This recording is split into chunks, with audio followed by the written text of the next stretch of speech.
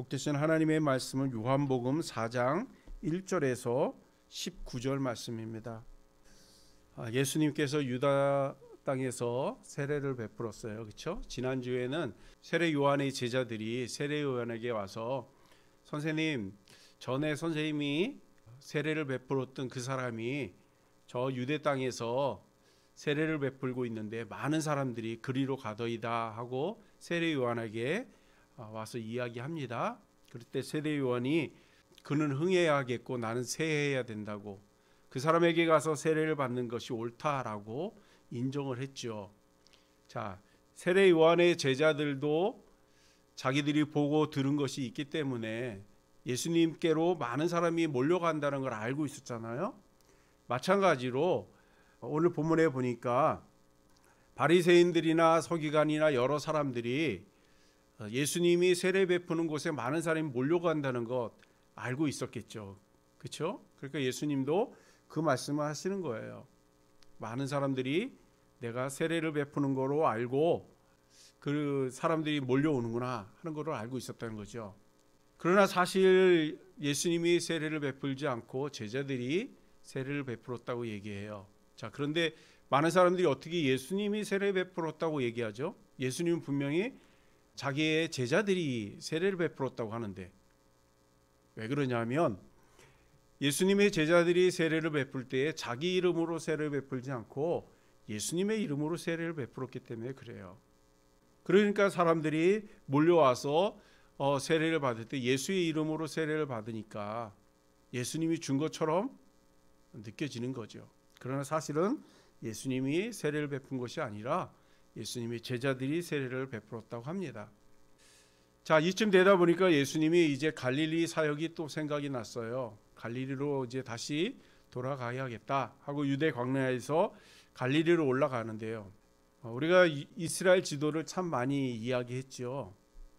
그 이야기 가운데 보면 이제 주 사역지가 갈릴리와 예루살렘이 주 사역지로 등장하지 않습니까? 그런데 그 예루살렘과 갈릴리는 한 마을과 한 동네에 있지 않아요. 우리나라를 기준으로 잡았을 때 대전이 만일에 서울이라면 지금 서울 자리는 갈릴리 자리인 거예요. 그러니까 대전하고 서울하고는 거리가 그만큼 떨어져 있다는 거죠. 자, 그런데 대전에서 서울로 올라오려고 그러면 제일 빠른 길이 어디죠? 중부고속도로를 타고 오면 청주를 거쳐서 이천동 이쪽으로 올라와야겠죠. 그게 제일 빠른 길일 거예요. 그렇죠?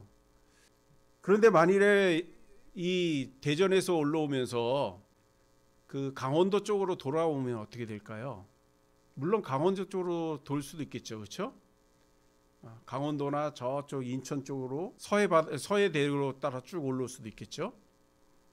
그 만리포를 거쳐서 이렇게 올라올 수 있는데요. 자, 직선이라고 한다면 만리포로 가는 거하고 강원도로 가는 건 삥 도는 거죠. 바로 그러면 청주로 해서 바로 올라오는 게 제일 빠른 길일 거예요. 그런데 대부분의 사람들은 청주로 오면 가장 빠르다는 걸 알면서도 서해 바다 쪽으로 가고요, 강원도 쪽으로 돌아요. 왜냐하면 그 중간에 청주나 이렇게 진천이나 그 어간쯤 됐을 때에 거기에 사마리아라고 하는 동네가 거기 있어요. 근데 유대인들은 사마리아라고 하는 동네를 통과하지 않아요. 글로 가면 제일 빠른 길인데 통과하지 않고 이렇게 돌아서 갑니다. 돌아가는 이유는요, 사마리아 사람들은 하나님을 믿는 백성들이 아니라고 생각을 해요. 그러니까 이방 백성이나 그 짐승과 같이 생각하는 사람들이에요. 왜 그런가 하니까 원래 사마리아도 이스라엘 땅 아니에요? 그리고 북이스라엘 수도이기도 했죠. 아주 중요한 곳이에요. 그런 곳에 왜 사람들이, 거기 사는 사람들을 벌레 취급을 하게 됐냐면 북이스라엘이 아수르 군대에 멸망을 합니다. 그런데 이 아수르 사람들은 북이스라엘을 점령한 이후에 그거에 있는 사람들을 다른 곳으로 추방을 시키고 또 다른 나라의 사람들이 그 노예들을 여기다 갖다 놓는 거예요. 그러다 보니까 이 사마리아 안에 호남 민족이 살기 시작을 합니다. 유대인도 살고 멀리서 잡혀온 노예들이나 종들이나 이런 사람도 와서 살고, 그러다 보니까 거기에 가지각색의 종교들이 막 생겨났어요. 지금도 가면 사마리아에는 여러 그러니까 종교 의식을 갖는 사람들이 살고 있습니다. 그러다 보니까 예수님 당시에 글로 가는 것은 모욕적이라고 생각해요. 유대인들은 글로 가면 자기 몸에 병균 없는 것처럼 지나가지 않아요. 그러니까 좀 멀더라도 저 강원도 쪽으로 돌아가기도 하고요. 저 서해바다 쪽으로 돌아가기도 하고요. 그런데 예수님이 오늘 돌아가도 될 법한데 돌아가지 아니하고 사마리아로 들어가셨다는 거예요.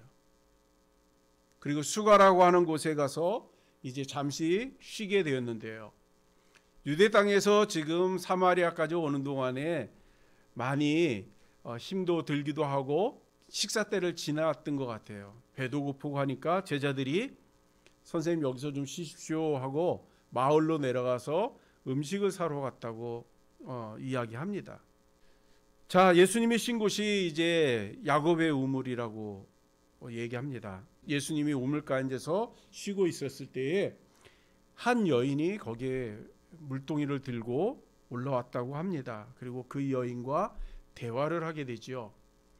자, 대화할 때 제일 먼저 할 수 있는 얘기가 뭘까요?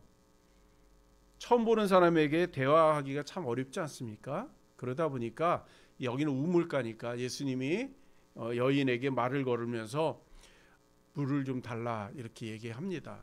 이 여인이 물을 떠갖고 왔을 때에 예수님이 말씀합니다. 13절 14절 한번 같이 볼까요?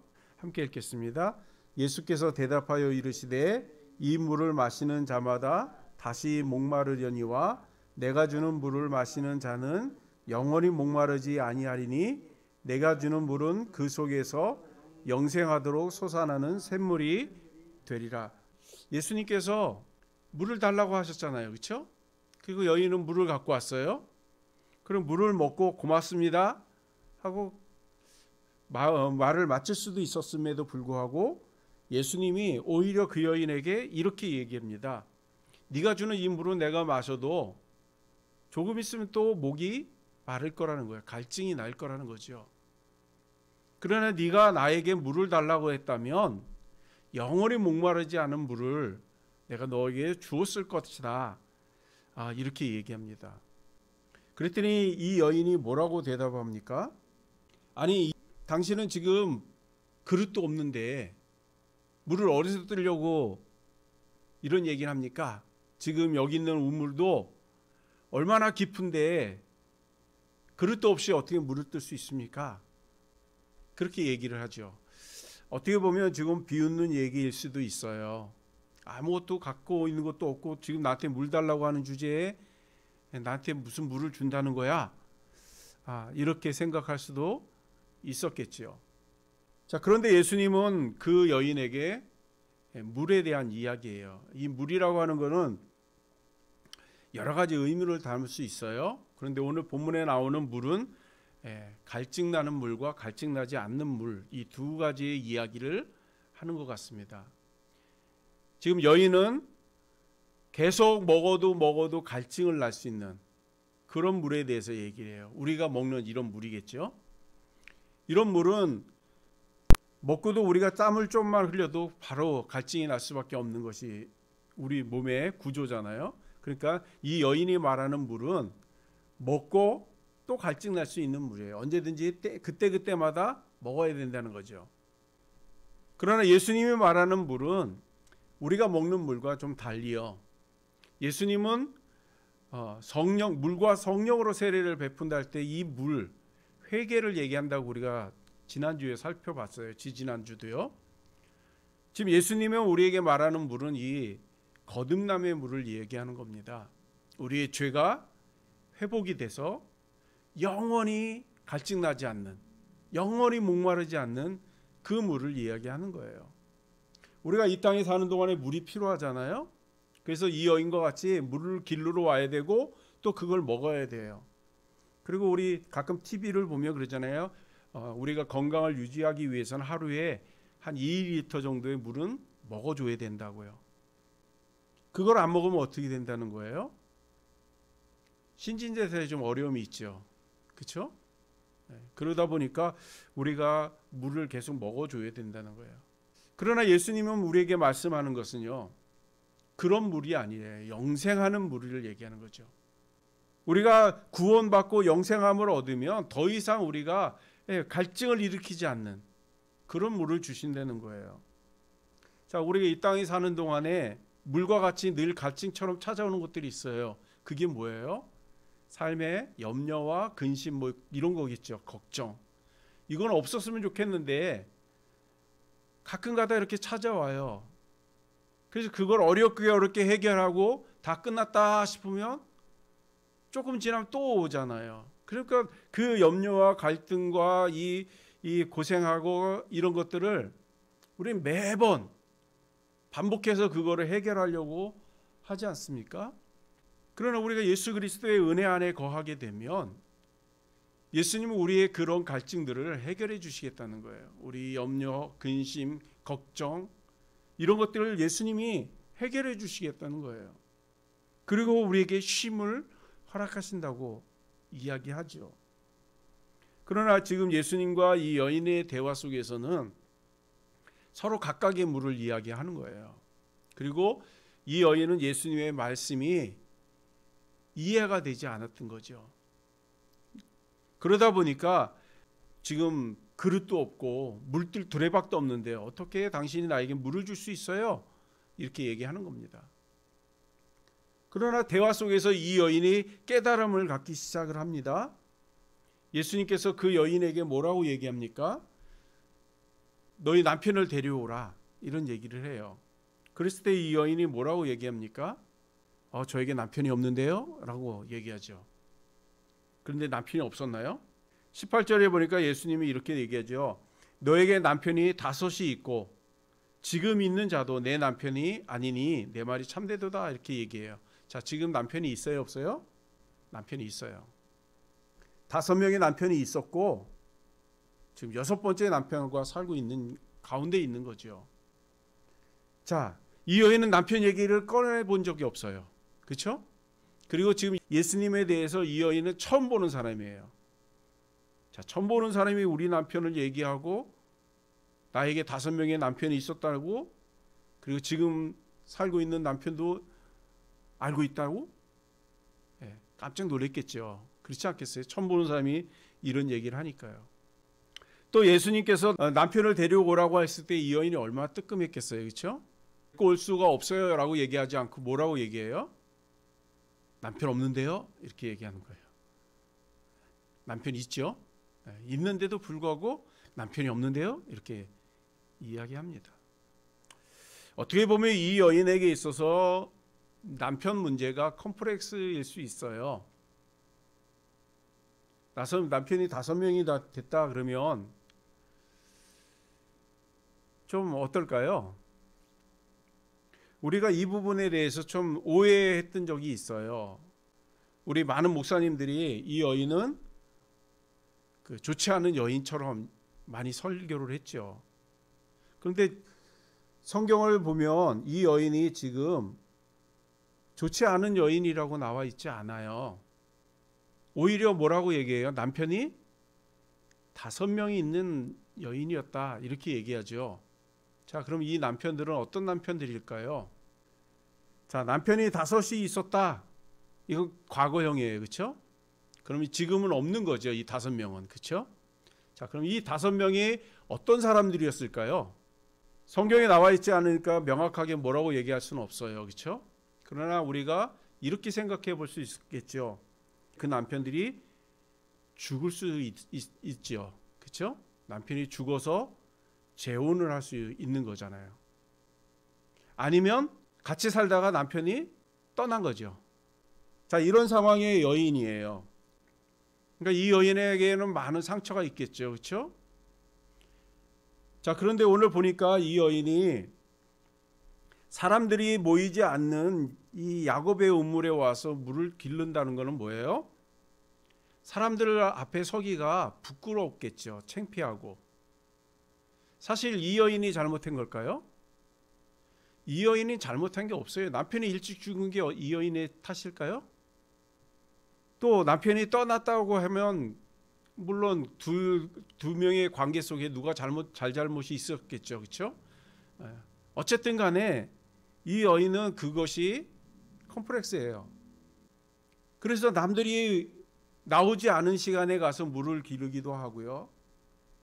남들이 없는 먼 곳에 와서 지금 물을 기르는 거예요. 그것이 이 여인에게 잘못은 아니죠. 자, 그것을 예수님은 아셨다는 거예요. 지금 네가 뭐 때문에 아프고 뭐 때문에 지금 힘들어하는지 안다는 거죠. 아까도 말한 것처럼 우리가 인생에 살다 보면 근심 걱정이 오잖아요. 그런 것처럼 이 여인에게는 지금 남편에 대한 문제가 근심 걱정이었던 거예요.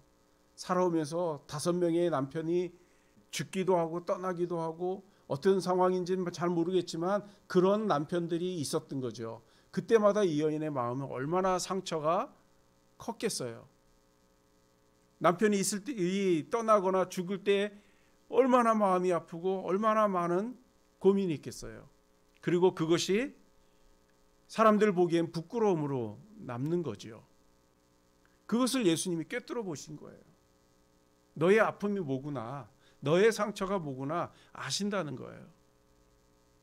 우리도 가끔 가다가 남들이 몰라줬으면 좋겠다고 하는 컴플렉스들이 있잖아요. 그렇죠? 막 감추고 싶은 것들 있잖아요. 저 사람들이 요걸 보면은 막 창피하고 나한테 이런 것이 사람들이 안 봤으면 좋겠다. 뭐 그런 것들이 우리 속에 있잖아요. 그거 사람들에게 감추고 피하려고 하고 될 수 있으면 그 이야기 안 듣고 싶어가지고 사람을 멀리하기도 하고 그랬던 적이 있잖아요. 그렇다고 해서 그 문제가 해결이 됐나요? 계속 우리 마음속에 있잖아요. 나한테 이런 것이 좀 없었으면 얼마나 좋았을까. 그런 게 우리 마음속에 상처로 계속 남아있잖아요. 그걸 예수님이 아셨다는 거죠. 그러니까 제일 아픈 그 마음을 찌른 거예요. 네 남편을 데리고 와라. 그 아픔을 찌렀던 것은 예수님이 아셨기 때문에 찌른 거예요. 그러면 그 문제가 해결이 돼야 이 여인에게 자유함이 있는 거 아니겠어요? 만일에 이 여인에게 그 문제가 해결되지 않으면 계속 감추고 싶은 그 핸디캡, 그렇죠? 감추고 싶은 그런 질병이 되는 거예요. 남들이 몰라줬으면 좋겠다고 감추는 거죠. 그런데 그 감추고 계속 감추면 감출 수는 있을 수 있어요. 그런데 그게 표현되는 게 있어요. 그게 뭐냐면 우리의 성격입니다. 소심해진다는 거예요. 우리의 성격이 자꾸 소심해져요. 그러나 이 문제가 해결이 되면 어떻게 될까요? 이 문제가 해결이 되면 자유함을 이루지 않겠어요? 얼마 전에 그 무슨 영화인지는 잘 모르겠어요. 그 예고편만 조금 보았기 때문에 그 제목을 잘 모르겠는데요. 어떤 여인이 엄청 비만인 거예요. 뚱뚱해요. 그러니까 친구들을 만나거나 뭐 음식점에 가면 사람들이 시선이 자꾸 자기에게 집중되는 거예요. 그러니까 자꾸 사람들은 저 사람 뚱뚱하니까 막 이렇게 가까이 하지 않으려고 하고, 또 날씬한 사람이 일부러 옆으로 와요. 비교되라고. 그러니까 이 주인공 여자의 뚱뚱한 여인이 얼마나 창피하겠어요. 그렇죠? 마음의 상처가 입은 거예요. 그래서 나도 좀 날씬해져 봐야겠다. 그리고 헬스클럽을 갔네요. 근데 헬스클럽에 갔는데 그 트레이너가 계속 무시를 해요. 남들 잘하는데 왜 너만 못하냐는 식으로 막 무시를 해요. 그리고 제대로 가르쳐주지도 않고요. 그러다 이 여인이 막 자전거 타다가 넘어졌어요. 그리고 나와서 넘어졌다 깨어나면서 사람이 바뀌었어요. 막 소심해가지고 피하고 막 뚱뚱한 것 때문에 부끄러워하고 막 그랬던 본인이었는데 한번 넘어지고 일어나서 성격이 엄청 밝아져 버린 거예요. 그러다 보니까 주변에 있는 사람들이 이 사람을 새롭게 보는 거예요. 그런데 우리가 뭔가 약점이 있다라고 느껴질 때, 내 신체 구조에 무슨 컴플렉스가 있다고 생각하면 막 사람들 피하고 말 안 하고 웅추려들고 날 안 봤으면 좋겠다고 부끄러워하고, 그렇게 되면요 내 생각대로 되는 거예요. 성경에도 얘기했잖아요. 네 믿음대로 될 것이라고요. 우리가 자꾸 소심하게 감추려고 하면은요, 그렇게 돼요. 그러면 사람들이 주변에서 볼 때 그 사람이 계속 뭔가가 이상한 것 같은 느낌이 들고 행동하는 게 좀 불편해 보이기도 하고, 그렇게 가까이 안 하는 거예요. 오늘 본문에 나오는 이 여인도 남편이 5명이 있었다라는 것 때문에 부끄러운 거예요. 그러다 보니까 사람들이 있을 때 바깥으로 나오지 않고 사람이 없을 때 가서 물 기르고 이런 거죠. 그러니까 이제 예수님이 그 문제를 해결해 주러 오신 거예요. 그 여인의 마음속에 있는 원래 그 여인의 모습을 끄집어내는 거죠. 이 여인이 처음 결혼하기 전, 그때 이 여인의 모습은 어땠을까요? 예쁘지 않았겠어요? 많은 남자들이 보고 반하거나 하지 않았겠어요? 그러니까 결혼했겠죠. 그랬던 사람이에요. 성격도 아마 밝았을 거예요. 그러나 남편이 1번, 2번 갈릴 때마다 5번 갈리고 6번 갈릴 때마다 이 마음속에 그 기뻐했던 모습들, 그 자신감 있었던 모습들이 움츠려드는 거예요. 소극적으로 되고요. 그러니까 예수님이 오셔서 그 문제를 해결해 주는 거예요. 다시 원래 모습으로 회복하게 하시기 위해서. 그래서 내가 너에게 갈증을 일으키지 않는 물을 주시겠다 했을 때, 이 갈증을 일으키지 않는 물은 우리의 그 소심함, 우리 속에 있는 죄악을 낱낱이 다 회개케 하시는 거죠. 돌이키게 하시는 거죠. 깨닫게 하시는 거죠. 그리고 그 변화를 일으키는 예수님을 보고 그 예수님을 구주로 영접하는 그 일들을 이루시는 거예요. 그것이 구원입니다. 이 여인과 우리가 비교해 봤을 때 이 여인과 우리의 차이가 뭐지요? 우리가 5번 결혼 안 한 거 이건가? 이게 이 여인과 차이인가요? 아니죠. 우리도 이 여인과 별반 다를 게 없어요. 이 여인은 이런 상황이 된 거예요. 그리고 지금 남편이라고 했으니까 불륜이 아니잖아요. 불륜은 죄지만 남편이었다고 이렇게 나와 있잖아요. 그거는 5번 결혼한 거예요, 정식으로. 그러니까 이 여인은 잘못된 여인이 아닌 거예요. 자, 그렇다면 이 여인보다 우리가 더 나은 게 뭐죠? 이 여인보다 우리가 더 나은 부분이 없습니다. 자, 그러면 예수님이 왜 이 부분을 일깨워 줬다고요? 더 나은 삶을 살게 하기 위해서. 우리가 예수 믿고 구원받는 것이 예전보다 더 나은 삶을 살게 하기 위해서 예수님이 우리가 구원으로 인도하신 거 아니겠습니까? 그랬더니 이 여인의 고백이 뭐예요? 19절에 보니까 여자가 이르되 주여 내가 보니 당신은 선지자라고 이렇게 얘기하는 겁니다. 아직까지도 확실하게 예수님이 메시아입니다라고 얘기하진 않았어요.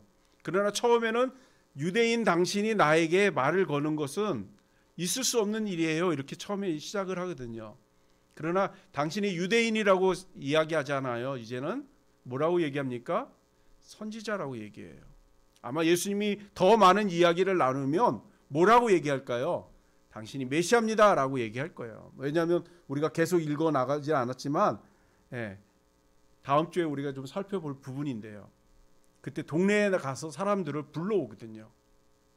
예수님은 훌륭한 사람들도 만나지만 때로는 이렇게 소심하고 지금 마음속에 근심 걱정에 가득한 여인들을 만나요.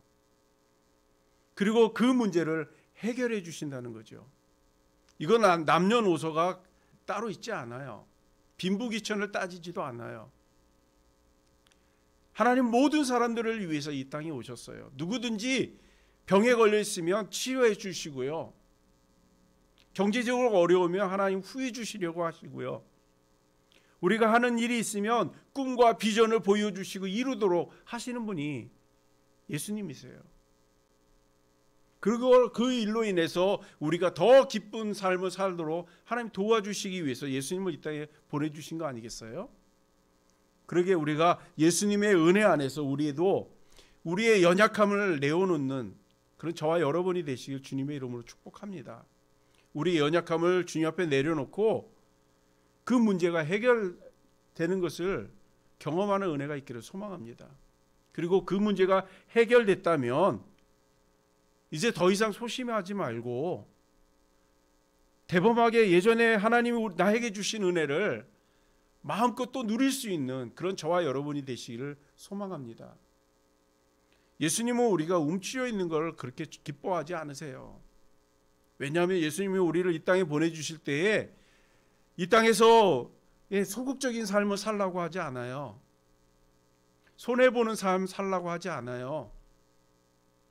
우리가 마음껏 이 땅에서 하나님의 자녀로서의 삶을 살라고 이 땅에 보내주신 거지, 늘 근심 걱정을 가지고 살라고 이 땅에 보내주신 게 아니에요. 그렇기 때문에 오늘 우리가 이 여인을 통해서 깨닫는 은혜가 있기를 소망합니다. 예수님은 우리의 문제가 뭔지를 잘 아세요. 그것을 주님 앞에 내려놓는 은혜가 있기를 소망합니다. 그리고 그걸 해결받는 저와 여러분이 되시길 주님의 이름으로 축복합니다. 그리고 하나님께서 우리에게 남은 여생을 어떻게 살기를 원하실까요? 기쁨으로 살기를 원하지 않겠어요? 우리가 꿈을 꾸는 대로 이루며 사는 것을 원하지 않겠습니까? 그렇다면 이제 우리의 모습이 그런 모습 되기를 소망합니다. 좀 적극적이고 또 하고 싶은 일도 좀 하고 그렇게 사는 은혜가 있기를 소망합니다. 움츠려드는 것이 잘 사는 게 아니에요. 소극적으로 사는 게 잘 사는 게 아니에요. 물론 매일매일 우리에게 주어진 시간이 있기 때문에 어떻게든 우리 살 수 있어요. 그러나 하나님은 우리에게 더 밝고 더 기쁘고 더 행복한 삶을 살기를 하나님은 원하신다는 거예요. 그러기 위해서는 주님 앞에 나와서 주님 앞에 우리의 문제를 내려놓는 은혜가 있기를 소망합니다. 그리고 그 문제를 해결받는 저와 여러분이 되시길 소망합니다. 그래서 우리 주어진 시간들 정말 신나고 즐겁게 그렇게 하나님께 영광 돌리는 저와 여러분이 되시길 주님의 이름으로 축복합니다. 기도하겠습니다.